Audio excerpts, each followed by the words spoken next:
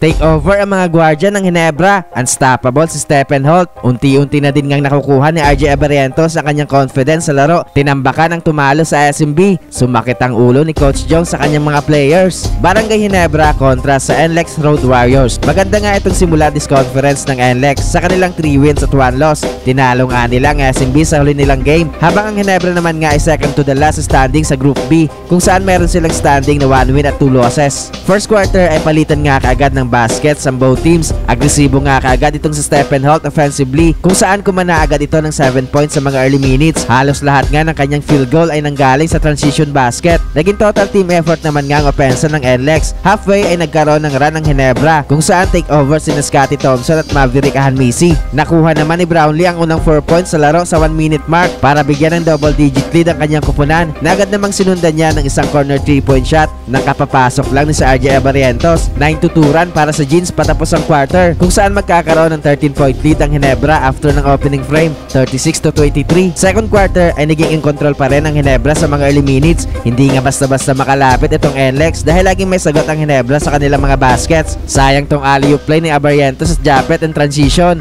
Highlight na sana pero kumapos nga dyan ang talon ni Japet. Nagpaparamdam na ulit sa Ahanmisi at Holt sa opensa midway sa quarter. Ganda nga ng pinapakita ng Jeans defensively, kung saan umabot na sa 20 points ang kanilang kalamangan sa 3-minute mark. Bigla na ding to make over sa Abarientos sa opensa ng Jeans late sa quarter sa kanyang 5 straight points. Tambak malala na nga ang NLEX after ng first half, 63-43. Third quarter ay naging agresibo agad sa opensa si Robert Bolick sa kanyang 6 early points. Nagkaroon nga ng 9-2 run ng NLEX, kung saan baba sa 13 points na kanilang hinahabol sa 9-minute mark sa naging 3 ni Herndon. Pero agad ngang nagkaroon ng counter run ng Ginebra after ng kanilang timeout sa pamumuno ni Stephen Holt. Instant impact din si Abarientos coming off the bench, kung saan kumana agad ito ng 3-pointer. Nakijoin na din nga itong Snarks Pinto sa offensive party ng mga guards ng Ginebra, kung saan patuloy ang pagloban ng kanilang kalamangan. Umabot na sa 28 points ang lamang ng Jeans after ng third frame, 92-64. Fourth quarter ay patuloy ang pag-struggle offensively ng NLEX. Tuloy din nga pagka nasa opensa ni RJ Abarientos sa kanya back-to-back field goal sa mga early minutes. Pati si Scotty Thompson ay unstoppable pa rin ang kanyang mga driving layup. Sumasakit na nga ang ulo ni Coach Jong dahil walang sagot defensively ang kanyang mga players. Na-maintain nga ng Ginebra ang kanilang malaking kalamangan at hindi na din nga nagkaroon pa ng big time run ng NLEX para makabalik sila sa laro.